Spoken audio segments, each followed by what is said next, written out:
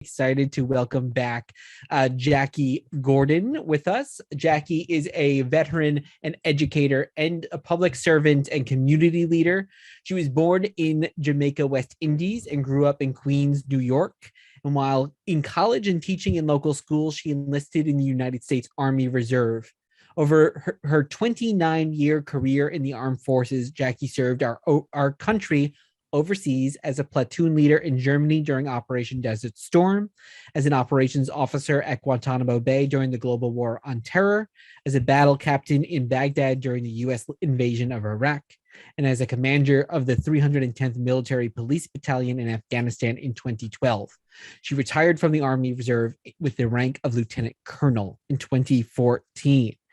And currently, Jackie is running for the United States Congress for the state of New York. So we are very excited to ask her about her candidacy and all her amazing other works. And Jackie is going to be in conversation with our very own Thaida Masters from here at Power to Fly. So Thaida and Jackie, they'll both thank you so much for being here. I'm going to turn things over to you. Thank you. Thank you so much, Rob. Welcome, everyone. I trust you all are having a great week so far, and thank you so much for joining us. All right, so, thank you once more, Jackie, for joining us. For everyone who just joined and Miss Rob's intro, Jackie is a congressional candidate. She's sitting down with us today to discuss more how we can be more civically engaged and how our level of engagement could affect our educational training and career advancement. Jackie is a veteran, educator, and force of change who has helped revitalize her community and supported wounded soldiers through the Wounded Warriors Project.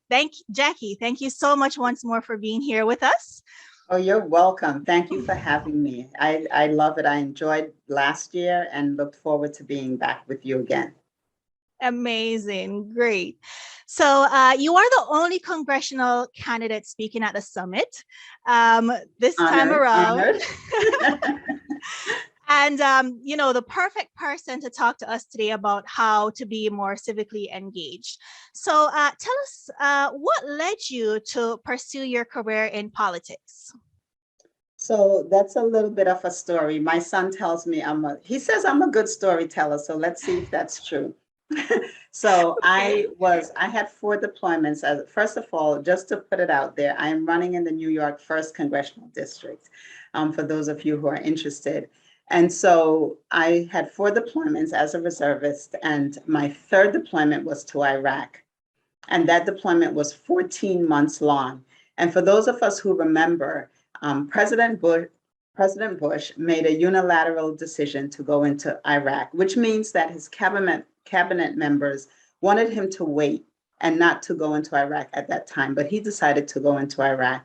And so I was deployed from January in 2002, and I came 2003, and I came home in March of 2004. My daughter's birthday is in February. And so in essence, I missed the 14th year of her life. I did come home on leave, but theoretically I was gone for the entire 14th year of her life, and I missed that. And so what I realized was, yes, I did, vote, in every election since I was 18, but I wasn't, I didn't do much more than voting. And prior to 45, President 45, most of our presidents had come up through other political ranks. So they were governors, they were Congress members, senators. And so in my mind, I thought, well, if we were more involved in who we choose at lower levels of government, when they rise to the Oval Office, they will be more like-minded with our policies and our own agenda. And so when I came home from Iraq, I decided to get more engaged in my local party, which is the Democratic Party. So I went down, and there was an election that year, and I started to walk petitions, and I started to have coffee catches at my home and knock doors, and I met other committee members. and they found out that I was a veteran and I was a teacher and I was a PTA mom and I was a Girl Scout leader and I was on the SDM committee and Booster Club. And there was a council member seat coming up on the town board. And they thought because of all of my lived experiences, I would be great to be a council member and represent them in the town of Babylon. So they asked if I wanted to run. And that's how I became involved in politics, first as a council member in the town of Babylon. And I did that job for 13 years. So that's how I got involved in politics initially. Great. Quite an amazing trip down memory lane, Jackie. Thank you so much for sharing. So the last few years have seen more Black women and women of color running for office, right? What do you attribute to this to, and what is your advice to any BIPOC women joining us today who are considering doing the same? Well, I would say in the last few years, probably examples. We did have our first president of color, and so for a lot of us, we saw an example of what we actually could be. So it wasn't just a thought anymore. It was actually, if we strive, this could actually happen. And so I think many of us began to really say, we can do this. We can work hard and we can get to these places. We saw President Biden just nominate our first justice just this past week or the week before. So these changes are happening. So I think what we need to do is to actually just begin to strive for where we want to be and step into those places and stop listening to the narratives that we have been embracing for all of these years, and being nervous maybe about where we should and shouldn't be, and knowing that, yes, we can be in these spaces, we belong in these spaces, and we are supposed to be in these spaces because we are smart, we are capable, and we bring such wonderful perspectives and new and different perspectives to these spaces. And it's these new and different perspectives that's going to bring real change to many of these spaces. Indeed, totally agree. And I think that's something that's always hindered us from time to time. Being afraid to step out of our actual comfort zone and branching out more. Thank you so much for that.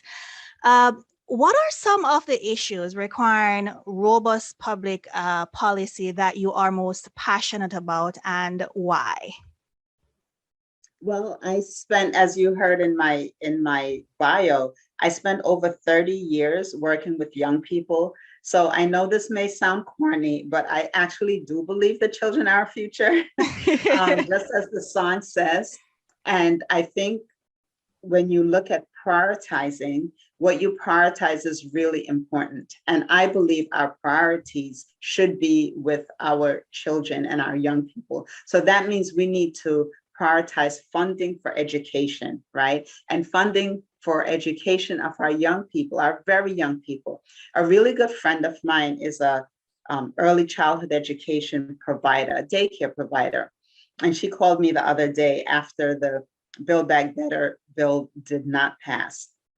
And she was devastated. She was actually crying because she had to dip into and break her retirement savings so that she can provide for her daycare workers, because she was hoping the Build Back Better would pass. And when it didn't, she had to make sure that she could provide for her workers in a manner in which shows that they are valued and that the work that they do for the children, the children matters. And so we as a country, as a nation, we have to now decide what is important. Where are our priorities? And we show that by putting money where our priorities are. I am a veteran, and we spent 20 years in Afghanistan, and we prioritized that war. And how do I know that? because we put money there for 20 years. Mhm. That's how we know that we prioritized it and it was important. So now we need to show and we need to prioritize young people, the little ones. And I do this for the children. I'm running for the children. And that means I'm running for our future. And that's it. I'm going to stop. Okay, you could go on and on, right? I could go on and on. I could go on and on. I just love children. Great. Thank you so much for sharing that. Often as citizens, we can be unsure how to be civically engaged and ensure that policy decisions, consider our best interests. What is your advice to those looking to become more civically engaged and drive policy that benefits career development and career advancement? That question sounds really complicated and it sounds really hard to figure out, but it really isn't. It's what I would tell my students: figure out your passion, right? And just work towards that. And so no matter what your passion is, there will be policy behind it. For example, let's say you love animals, for example, right? You can go down to animal shelter and work with the animal shelter. You can volunteer, and there will be there are laws, there are organizations that fight for the welfare of animals, and you can start by just volunteering. That's engagement, right? And then you can build from that, and depending on how much you want to get involved. So you can start from that. You can begin to fight for legislations for the protection of animals, for no cruelty to animals, or as far and deep as you want to go, whether it's local legislation, state or federal legislation. Let's say you are into the environment. There's so many young people that will start by maybe cleaning up the beach, right? And so you can start there and engage there. And then we all know how much legislation there is on local level, state level, federal level, where it comes to environmental and climate concerns. So whatever your passion is, you can get involved on a very local level, volunteering in that area. And then depending on how deep you want to get, you can go as far and as deep as you want to get into it. You can begin to write about it. You can have legislation, you can form groups, and you can go in as far and as wide. But I believe that you need to follow your passion and your heart, because that is going to drive how engaged civic engagement, how engaged you get. That is true indeed. Follow your passion. You are a veteran, and you hope to help veterans, make successful transitions from military to the workforce. How are veterans' career development needs unique, and how can policy support that? So I am a veteran. I spent 29 years in the reserves, and veteran transition is very unique because the military is so different from civilian life. I remember when I was on the town board, we have here on Long Island, we have the largest concentration of veterans in all of New York State. And so veterans are really important to us here in the town of Babylon. We care for our veterans. We have a large population of homeless veterans. So when I was on the town board, we worked really hard to create housing for formerly homeless veterans. But what was important to me and to us, to the town board, was to ensure that those veterans did not become homeless again. So part of the development was to have veteran service organizations on site. So that housing development had about a dozen veteran service organizations on site to give assistance to those veterans to ensure that they don't become homeless again. And that facility, that housing development, it's about 10 years old now. It's beautiful. The veterans are doing great. Some of them have moved on, purchased other homes. They're doing great. They're doing beautifully. So we need to make sure that we create a bridge that helps veterans to transition from military life to civilian life. We have to make sure that the bridge, that the military member has transitioned to that bridge, and the civilian employer knows where that bridge is so that they can access it as well. Because the resources are there, but I think the issue is having access to the resources on both ends. And I think that's where the disconnect is. Great. Thank you so much for sharing that. And we're going to pause real quick. There's a question from the audience. How can you promote civic consciousness among the youth? Oh, I love the youth. So I do as much as I can where I am. So as a councilwoman, I had an internship program for underrepresented youth in my community. And so every summer it was a paid internship program because the youth did let us know, Miss, we can't follow you around in government because we need to get paid. So we spent the whole year fundraising because the town did not provide funding. So the organization is called, the internship program was called UGMA. We fundraised all year so that we could provide minimum wage payment for our young people, our students.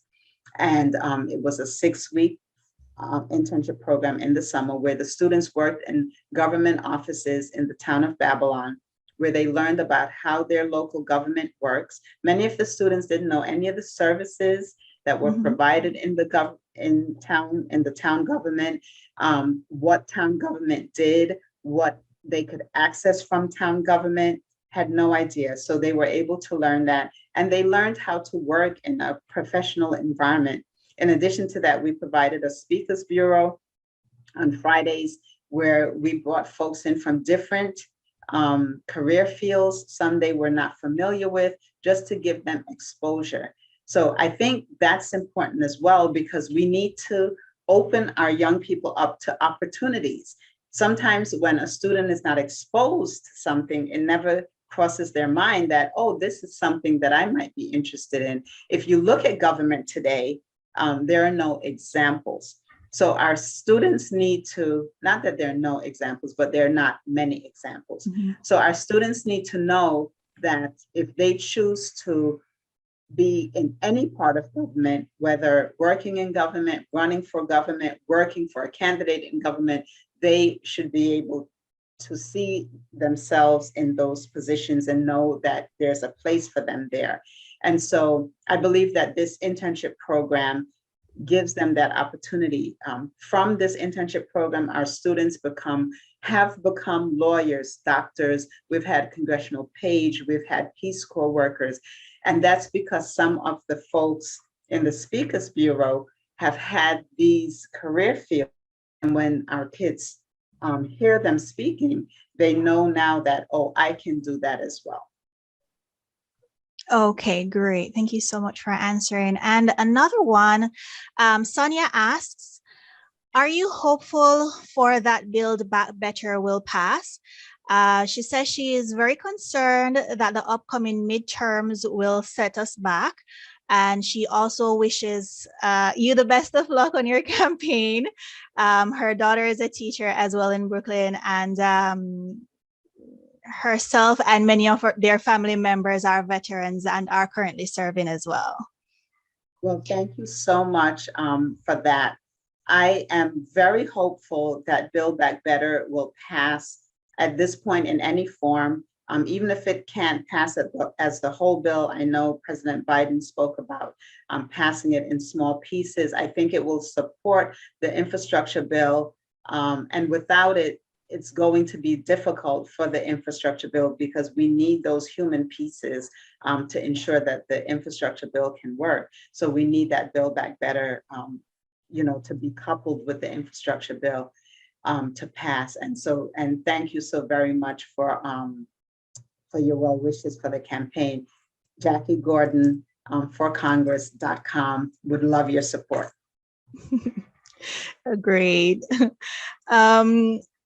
In a world ongoing, vast and rapid changes to professional opportunities, what are the benefits of choosing technical training over a degree? And not only for people just starting like their post-secondary education, but also for those going through career changes.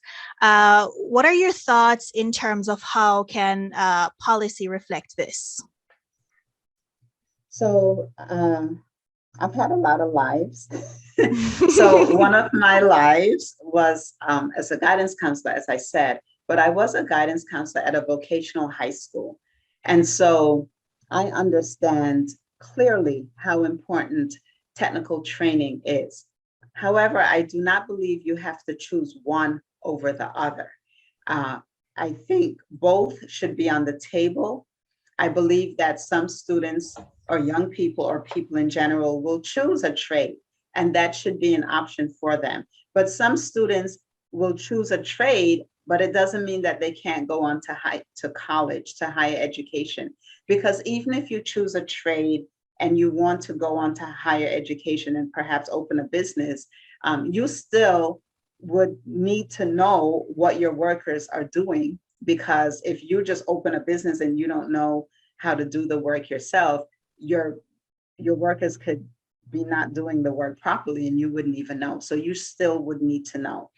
At my school, we had 33 programs. Every single one of those programs had a complementary program at the college level. So you could go on to college to continue to learn about auto tech or welding or aircraft maintenance technology or nursing or any one of the 33 programs that we had. So you can go on and continue your education on the college level. So it's not a and or, it could be both.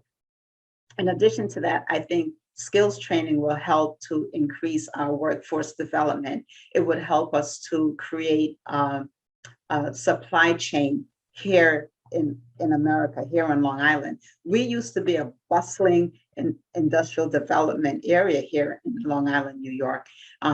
No longer is that the case. And we saw over the last 2 years how important that would have been if we had our own medical supply chain here instead of having a lot of industry that has gone overseas. We can bring that back here, whether with folks with just skills trade or folks with higher education, or both. I don't think it has to be a trade-off. And of course, policy could help that. Policy in education funding, technical school funding, policy in many areas. And so those are kind of the some of the areas that I want to work on when I become a member of Congress. Thank you so much for that, Jackie. We have another question from the audience. Can you suggest some civic engagement activities for high school students? I know you mentioned the internship being one such activity earlier. Is there any other suggestions that you might want to provide?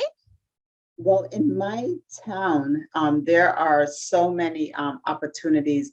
We have a youth court. I think what people can do is contact their local organizations. Usually they're civic organizations, or sometimes there are private organizations. There are veteran organizations that have youth components where students can get involved in, that have that civic engagement. And so I think that's a good place to start. First, think about what I'm interested in. What are you interested in? Because you want to make sure that you stay connected. And if you just go sign up for something that you don't really care about, you're probably not going to continue. So you want it to be something that is of interest to you. So once you figure what that is, and the way you do that is to be mindful as you go through your day, pay attention to what you're doing. Pay attention to what you're scrolling and you're looking at on your phone. Pay attention to what you're thinking about, because then you'll begin to realize where your interest really lies, what you're really interested in, and you'll begin to see where your passion is and what's really driving you.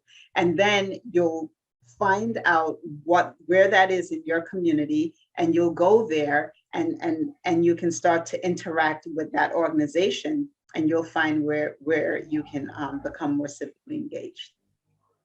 Great. So there you have it, folks, from Jacqueline Gordon, a congressional candidate. Some takeaways from today's session: step out of your comfort zone, explore your passion, and build your knowledge base. We appreciate you joining us today. Jackie, any final words?